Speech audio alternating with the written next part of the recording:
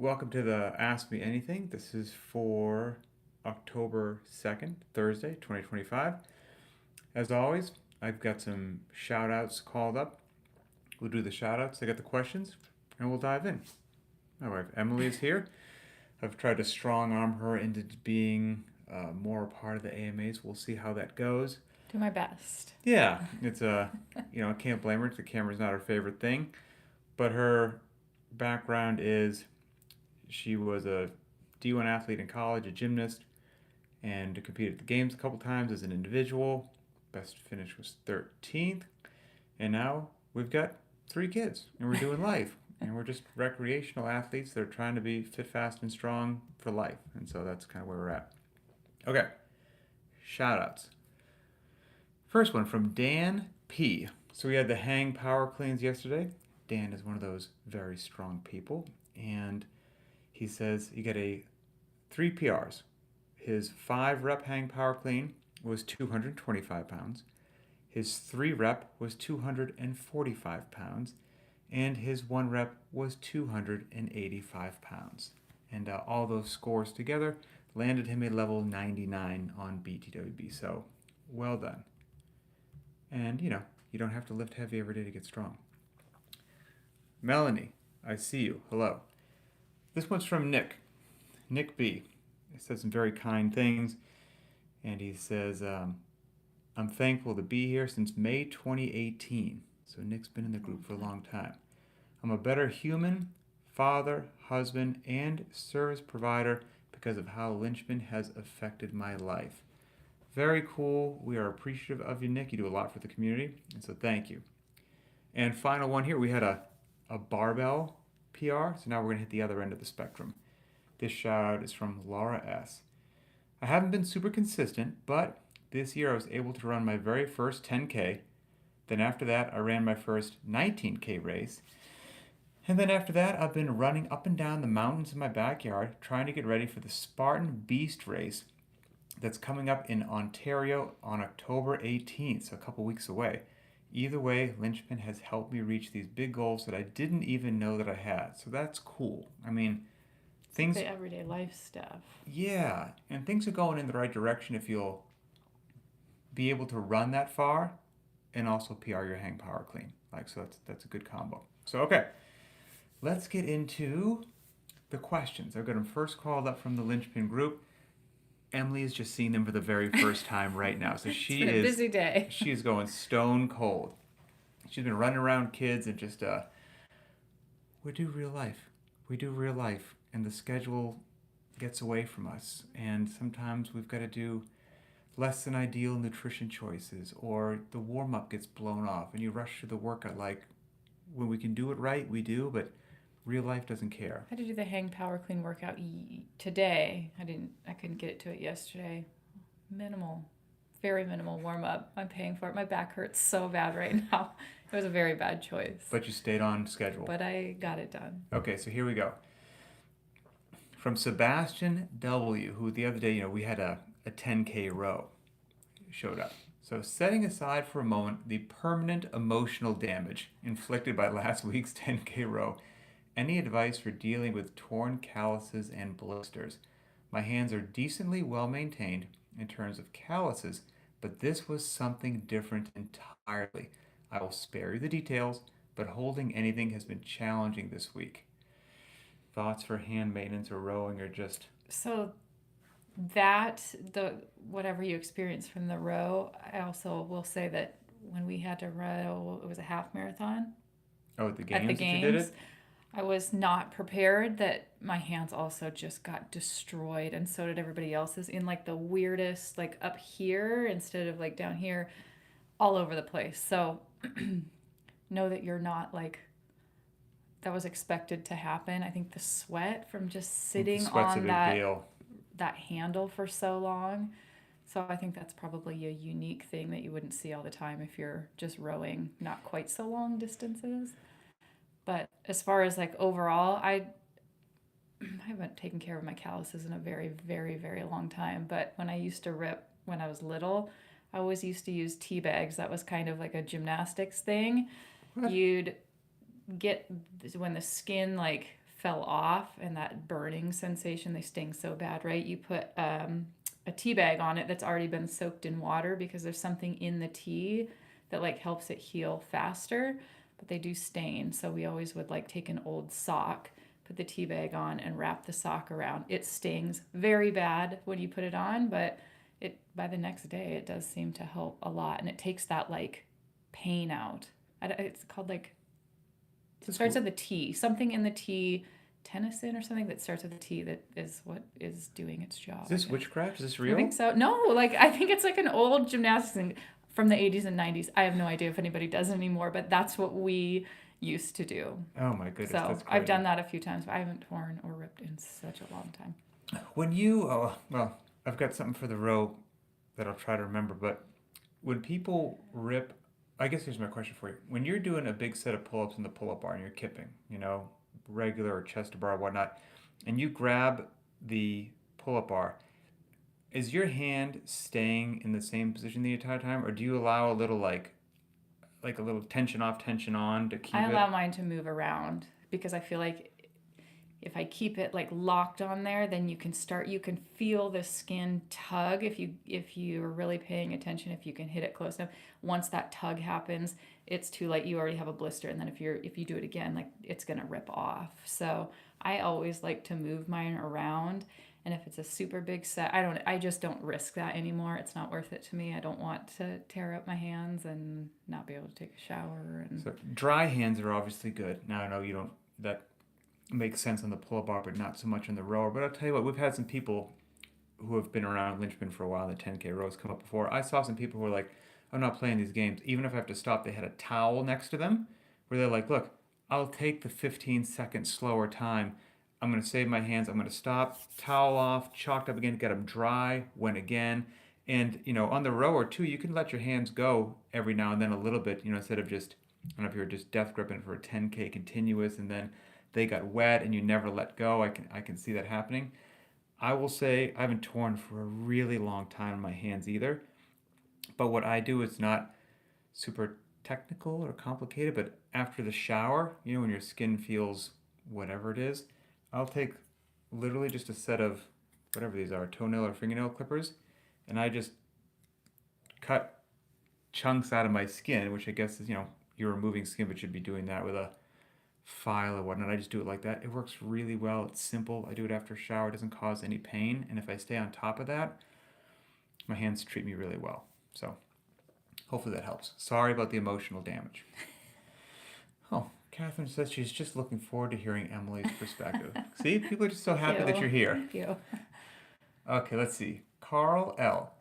I just did Wednesday's hang power cleans. Great heavy session. Question. For power cleans, is a wider or narrower starting stance preferred? Additionally, should the landing be a wider or narrower stance? Does it come down to personal preference and mobility? Thanks for the awesome programming. So, with the caveat of everybody's built a little bit differently, if you're asking me general, like most people most of the time, the starting stance is going to be feet about hip width apart, where you're going to be able to generate the most power. So not excessively narrow, not excessively wide, but feet under your hips. And then for the receiving position of the hang power clean or power clean or whatever, your feet will generally go a bit wider, maybe out to shoulder width stance. Your toes could get pointed out a little bit. What you want to avoid is, well, maybe before I go to that, you go out to that shoulder width stance because let's say that you got a bit too ambitious with your hang power clean. It's too heavy. You didn't get to elevate the bar as much as you want. Your body hopefully is trained to go down, and now you will receive it below parallel. And so if you're going to receive it below parallel, your feet have to be in a stance that allows you to squat properly. So if your feet are too narrow, that's not going to go well. And if you've developed the bad habit, which is super common, and anyone who says they haven't is a liar, of, well, I'm going to just power clean and do like this starfish, really super wide stance, and that's what I'm going to do, you're probably getting away with that.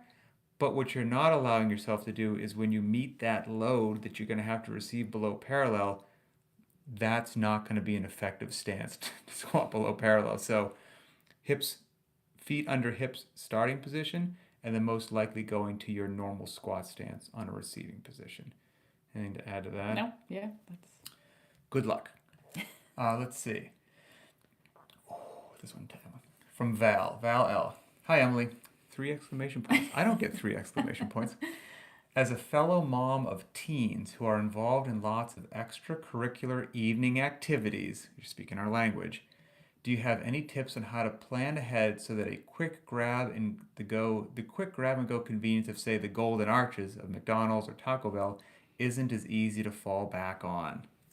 man, I empathize with you. It's just such a hard life thing, especially if you have two people who are working outside of the home every day. You know, no one's home that can start preparing meals early and that sort of thing. It's tough.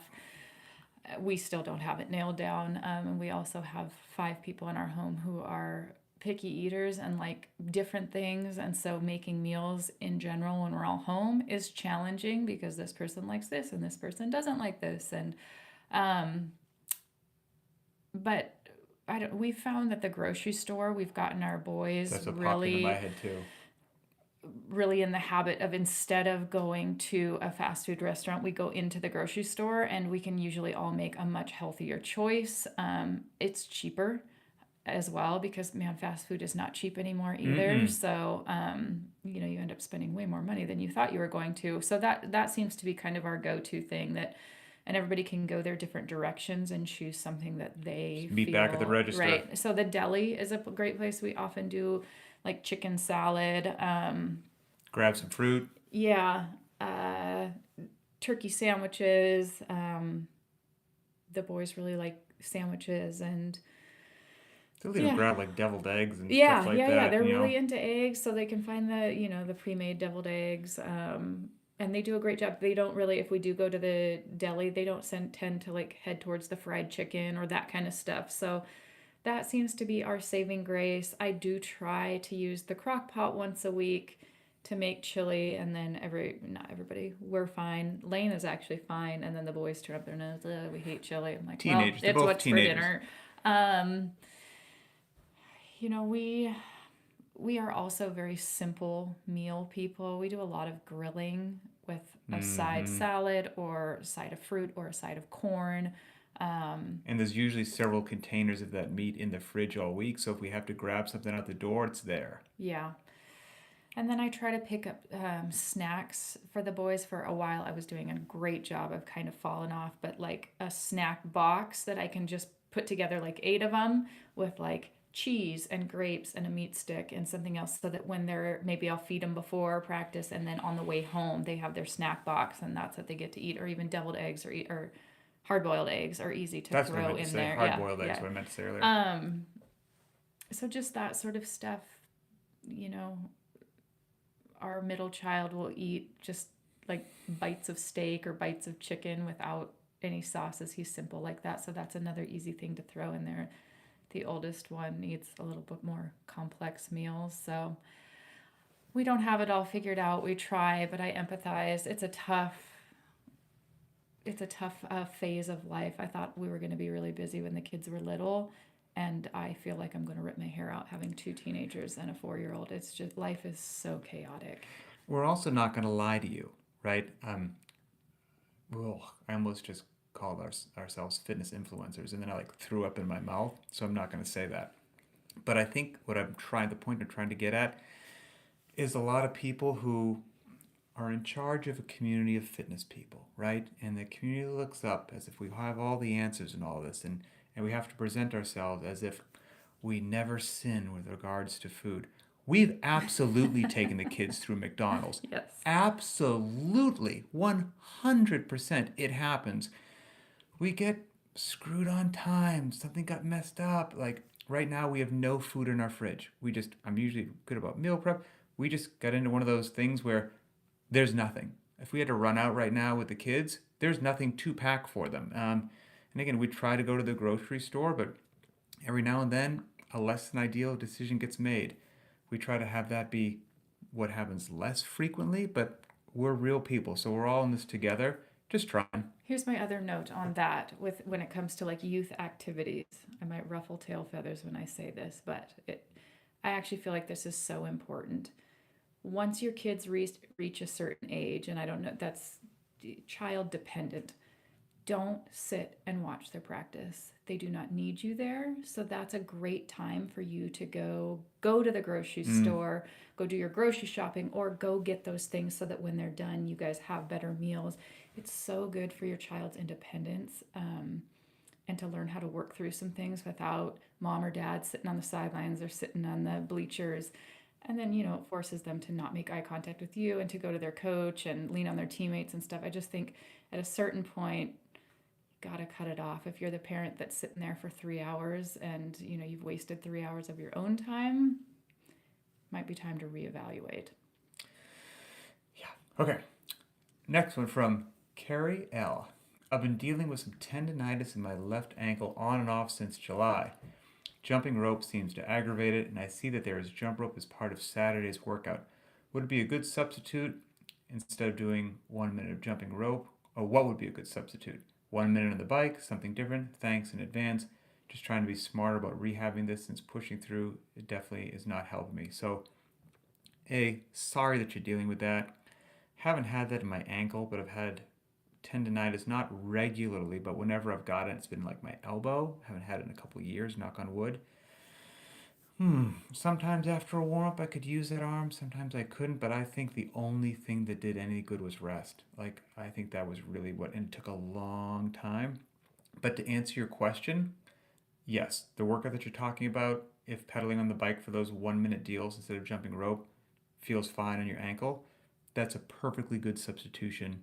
You won't be shortchanged. You'll be good to go. Okay. Someone else just says we always enjoy Emily's perspective. Thank you. Ike.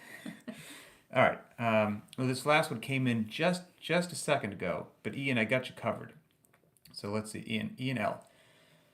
Um, I know you like to use AI on occasion, artificial intelligence, not Allen Iverson.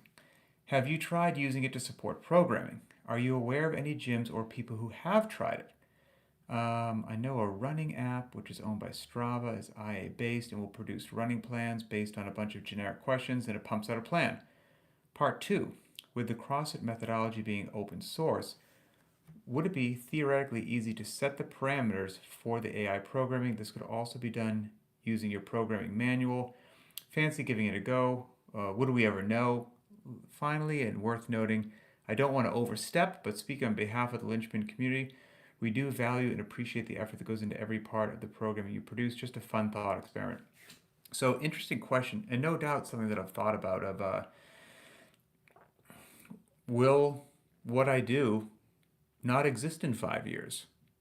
Potentially, I think that's a real thing. I've played with AI a bit up to this point, and here's what I've found, and this is just my 2 cents. And I'm open to the fact that I'm wrong, and I'm open to the fact that as things get smarter and better over the following weeks, months, and years, that maybe this won't be an issue. I have played with thinking about exactly what you're doing, and anytime I've tried to use AI, and I wouldn't give you AI, by the way, without telling you. I wouldn't sleep with myself at night. That'd be no good. But I've tried to see, like, could this be an efficient way to do something? I have not found any success in doing it for CrossFit style programming, fitness programming, GPP, general physical preparedness. And I don't know why that is. I think it's because I think if you're really making good GPP programming, it's quite difficult, and there are some aspects of it which can be somewhat formulaic with regards to, but not overly formulaic, like loading or rep scheme or time domains or gross movement patterns. But then there's some parts that elevate programming where you're going to choose some intentional interference. Or I know that your legs are tired and I'm actually going to hit them again this way because I want to see how you perform on tired legs, and that's what life demands. Or I know how your spinal erectors are going to feel today, and so we're going to do something different tomorrow, etc., etc. I haven't seen AI do that well. I can see AI, and have seen it, do what I would consider far simpler strength and conditioning things, like you're going to build a progressively overloading running program that's 12 weeks long, where you're running this distance, then you're running this distance. I can see that working. Or I want you to make like a 5-3-1 variation for just my deadlift and nothing else. I could see that working. but hey, I want you to get me better at what we do of engine and gymnastics and power lifts and Olympic lifts over all these different domains, and I want it done in a way that allows the athlete to be appropriately challenged, doesn't overtax them. I haven't seen that happen well, and I also, again, based on kind of nothing, but as far as I know, AI yet is not sentient, right? So what it does, it's just really good at scraping data from the internet. It just scrapes all this different data, every running program it can find, every deadlift program it can find, and then based upon all those different things that it scrapes, kind of piece together what you said that you were looking for. Call me biased, there's a lot of garbage programming out there. There really is. And so if most of what you're scraping is garbage programming, I think you're going to get garbage programming. I think that will get better with time as it gets smarter. And if that, and hell, tools for efficiency would be wonderful. I would welcome them. I don't see it happening in the near term that even if you had those tools and they did a good job, that you wouldn't want somebody that was really good at what they did to like look over it with a very caring eye, look over every single solitary detail and modify as needed. That's probably coming sometime in the future. And then even if it does one day produce the most beautiful programming in the world, right, from the Terminator robot, I think there will always be a need for community. And I don't see AI giving you that, of the shared suffering of what it's like when your 1 year old wakes you up in the middle of the night, or running the kids around to practice. What do you actually do? Um, so I think as we progress more and more into this disconnected AI world, I can almost see human beings craving the human touch and the community almost more than ever. And so even if some of those tools become helpful, we'll still be here at Linchpin supporting one another. So that's my short answer. Anything on That is outside my area of knowledge. that? No comment. So it's fascinating. I mean, it's unavoidable. AI is coming. I'm coming. It's already here. Okay, 2 more questions, and these are from the Linchpin Squad and BTWB. Okay. First one is from Alexandra S. 2 questions. Number 1, Emily. What did Emily, knowing that yes, whatever she has to say legally, not a doctor, every pregnancy is different, all the legal jargon, the disclaimers, blah, blah, blah. What did Emily do for the Linchpin core work during the last pregnancy with your daughter? Or did you just special core work, or did you just modify? Did you do prescribe, et cetera, et cetera? Yeah, I don't think I did took on like a special pregnancy type workout, and I didn't do any extra core work. I know that anytime there was core work, I remember subbing a lot for kettlebell swings. Anytime there were sit-ups, I just started doing kettlebell swings. It was just what I chose to do. Or I would just, if it was like in some sort of chipper, I would just skip that part altogether. If there were sit-ups or GHDs, I would just take those out. I just scaled everything, really. Not to overstep it, I think you feel like this is an area that social media has made more complicated than it needs to be. Sometimes maybe it's just not, seems to be in my algorithm, but I feel like when I was pregnant last time, the diastis recti, is that how you say it? It just kept coming up, and it was overly talked about as far as I'm concerned. It just seemed to be this like Was almost that the ab separation a thing? buzzword of the ab Okay. separation. And when I talked to my physician and did my own research, it seems that there's a bit of a genetic component there, that some people have that ab separation more than others, that it is just genetic. So I just chose not to focus on that. I also just didn't do dumb things that I know that I shouldn't be doing outside of my fitness level. But I also didn't let somebody else dictate my fitness level that didn't know me. There's all of these pregnancy programs, and there's nothing wrong with them. I don't really honestly know much about them, but to say you can't do X, Y, or Z because you're pregnant. I don't feel like that's a fair thing because everybody's walking into their pregnancies at very different fitness levels. Mm-hmm. And so what's safe for me might not be safe for you, and vice versa. I know the one thing that I absolutely could not do from very early on, like about 16 weeks with all three of my pregnancies, I could not run. It hurt so bad to You even were do heartbroken. like a light jog. So I took that out very early, and just biked all the time. And then when I came back, again, I didn't do anything special or different. I just scaled a lot of things. And I will say that I, was pregnant at 28 and 29, and then again at 40. And I did the Any difference same, there? no difference. I did Oh, the I actually same expected you to thing. say yes. No, I mean, my recovery was the same. I didn't feel like my recovery was any slower when I was 40 than it was when I was 28. My 29, when I was pregnant at 29, I was in very good shape and came back fast. And I did stupid things, unknowingly, I think, at that phase. But I just came back slow, and I followed linchpin programming, scaled, didn't do stuff that didn't feel good, didn't try to push it too early, but just kept showing up. And we were in a very heavy, dark time with a colicky baby. And so there were days where I was like, I absolutely cannot do this mentally. I cannot be here. And so I gave myself grace to know we weren't always going to be in that phase of life. Eventually, we'd come back to normal. And so, but I tried pretty hard to get out there at least 3 days a week and There were some just dark times. scale the workouts, and that's it. I didn't do anything fancy or different or special. Just kind of listen to my own body's intuition. Colic for babies. Why? What's the point? Why? Why? I mean, what does it serve? It's just literally, for some reason, a genetic code says, I'm going to put this family in hell for a while. That really just seems to be it. Thanks for that. Okay. Final question from Kurt H. Let me slide this over here. Okay. I was just listening into the last Very Not Random with the burnout question. Yeah, so Boz and I think it just got posted. It's like called something like Aging, Fitness, and Burnout or something. It was very well received. And it made me think of all the different programming out there where you are very specific in it in just being there to make life better, or as I used to coach, fitness should complement your life, not consume it.